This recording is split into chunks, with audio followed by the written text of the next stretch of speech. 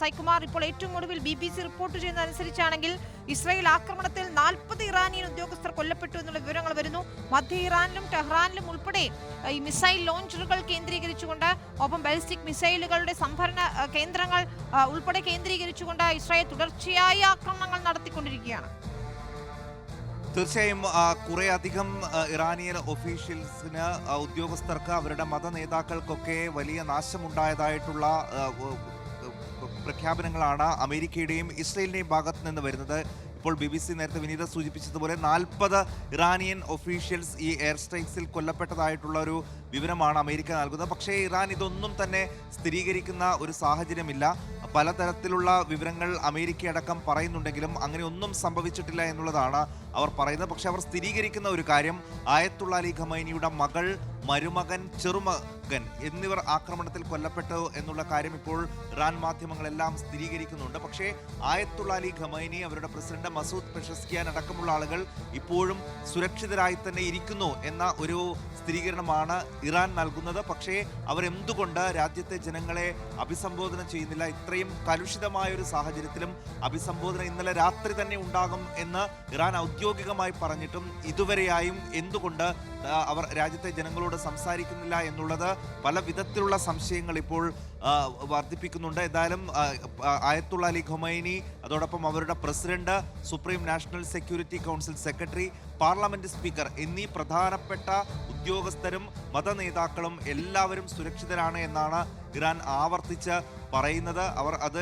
അമേരിക്കയുടെ അടക്കം എല്ലാ കാര്യങ്ങളും അവർ തള്ളുകയും ചെയ്യുന്നുണ്ട്. പക്ഷേ അമേരിക്ക ഇപ്പോൾ ചെയ്യുന്നത് സൗദി അടക്കമുള്ള രാജ്യങ്ങളുമായി സംസാരിക്കുകയും ഈ ഇറാനെതിരെയുള്ള പോരാട്ടത്തിൽ പിന്തുണ നൽകണം, അവർക്കും അങ്ങോട്ടുള്ള പിന്തുണ വാഗ്ദാനം ചെയ്യുകയുമാണ് ചെയ്യുന്നത്. എന്തായാലും UN സെക്യൂരിറ്റി കൗൺസിൽ യോഗം ചേർന്ന് വീണ്ടും ഇതൊരു ചർച്ചയുടെ ടേബിളിലേക്ക് കൊണ്ടുവരാനുള്ള ഒരു ശ്രമം നടത്തുന്നുണ്ട്. പക്ഷേ അങ്ങനെ ഒരു ചർച്ചയ്ക്ക് സാധ്യതയില്ല എന്ന് ഇറാൻ കൂടി അതിൽ നിലപാട് എടുക്കുകയാണ്. അതിൽ അർത്ഥമില്ല, ചർച്ചകൾ തുടരുന്നതിൽ ഇനി അർത്ഥമില്ല. അതിൻ്റെ എല്ലാ സാധ്യതകളെയും അടയ്ക്കുന്ന, അവസാനിപ്പിക്കുന്ന ഒരു നടപടിയാണ് അമേരിക്കയുടെ ഭാഗത്ത് നിന്ന് ഉണ്ടായത്. UN സെക്യൂരിറ്റി ജനറലായ അന്റോണിയോ ഗുട്ടറസും നിശിതമായി അമേരിക്കയും ഇസ്രയേലും നടത്തിയത് നഗ്നമായ ആക്രമണമാണ്, ഒരു കടന്നുകയറ്റമാണ് എന്നുള്ളൊരു വിമർശനം കൂടി അവിടെ ഉന്നയിക്കുന്നുണ്ട്. ഇത് ഐക്യരാഷ്ട്ര സംഘടനയുടെ ചട്ടങ്ങളുടെ നിയമവിരുദ്ധമായ ലംഘനമാണ് എന്നും അദ്ദേഹം പറയുന്നു. അതോടൊപ്പം തന്നെ ഇറാന്റെ ഭാഗത്ത് നിന്നുണ്ടായ തിരിച്ചടിയെയും അദ്ദേഹം വിമർശിക്കുന്നുണ്ട്. ഇത് നിയന്ത്രണാതീതമായി പടരും, അതുകൊണ്ട് ഇത് എത്രയും വേഗം അവസാനിപ്പിക്കണം എന്ന് ആവർത്തിച്ച് UN സെക്യൂരിറ്റി കൗൺസിൽ അദ്ദേഹം പറയുകയും ചെയ്യുന്നുണ്ട്. പക്ഷേ ഇരു രാജ്യങ്ങളും അവരവരുടെ നിലപാടുകളിൽ ഉറച്ചു നിൽക്കുന്നതാണ് അവിടെ കണ്ടത്. ആണവ ചർച്ചകൾ നടന്നുകൊണ്ടിരിക്കുകയായിരുന്നു, ഒരു കരാറിലേക്ക് എത്താനുള്ള ഒരു സാധ്യതയുണ്ടായിരുന്നു. അതിനിടയിലാണ് അമേരിക്കയുടെയും ഇസ്രയേലിന്റെയും ഭാഗത്ത് നിന്ന് ഏകപക്ഷീയമായ ആക്രമണം ഉണ്ടായത് എന്നാണ് ഇറാനിയൻ പ്രതിനിധി ഈ യോഗത്തിൽ എടുത്ത നിലപാട്.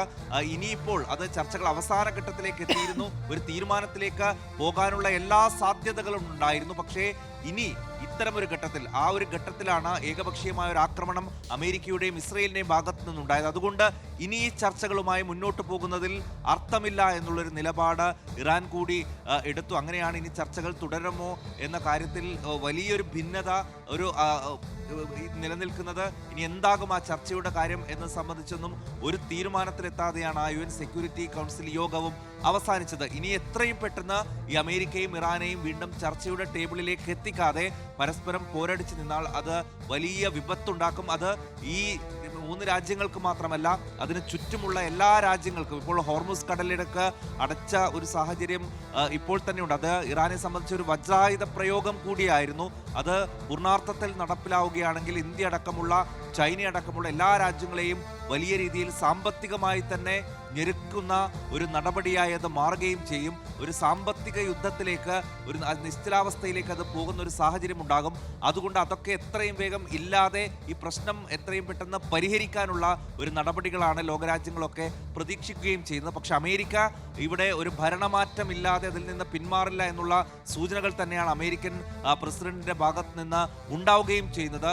ആ ഒരു ഭരണമാറ്റത്തിനുള്ള ഒരു കാഹളം ഇപ്പോൾ അവിടെ മുഴങ്ങുകയും ചെയ്തു. വിമത നേതാവായ റസാ പഹ്ലവിയുടെ പ്രസ്താവന അല്പം മുമ്പ് വരികയും ചെയ്തു. എന്താണോ ഇപ്പോൾ ഇറാൻ ജനത ആഗ്രഹിക്കുന്നത് അതാണ് ഇപ്പോൾ ട്രംപ് നടപ്പാക്കുന്നത് എന്നാണ് അദ്ദേഹം ഇന്നലെ തന്നെ പറയുകയും ചെയ്തത്. അദ്ദേഹത്തിന് എല്ലാവിധത്തിലുള്ള സഹായവും ആൾസമ്പത്തും ധനസമ്പത്തും ഒക്കെ കൊടുത്ത് എല്ലാവിധ പിന്തുണയും നൽകുന്നത് അമേരിക്കയാണ്. അമേരിക്കയുടെ ആശ്രിതത്വത്തിലാണ് 1980 മുതൽ അദ്ദേഹം കഴിയുകയും ചെയ്തത്. അവിടെ നിന്നാണ് അദ്ദേഹം അവിടുത്തെ വിമത പ്രവർത്തനങ്ങൾക്ക് നേതൃത്വം കൊടുക്കുന്നത്. ഇനി അദ്ദേഹം തിരികെ ഇറാനിലെത്തി അവിടെ പുതിയ അധികാരത്തിലേറാനുള്ള ഒരു ശ്രമമാണ്. അപ്പോൾ അദ്ദേഹത്തെ അധികാരത്തിൽ കൊണ്ടുവരാൻ ട്രംപിനും ഒരുക്കമാണ്. കാരണം അദ്ദേഹത്തിന്റെ കയ്യിലെ ഒരു പാവ പോലെ ഇറാനിലെ ഭരണകൂടം പ്രവർത്തിക്കുക എന്നുള്ളതാണ് ട്രംപിന്റെ എക്കാലത്തെയും സ്വപ്നം.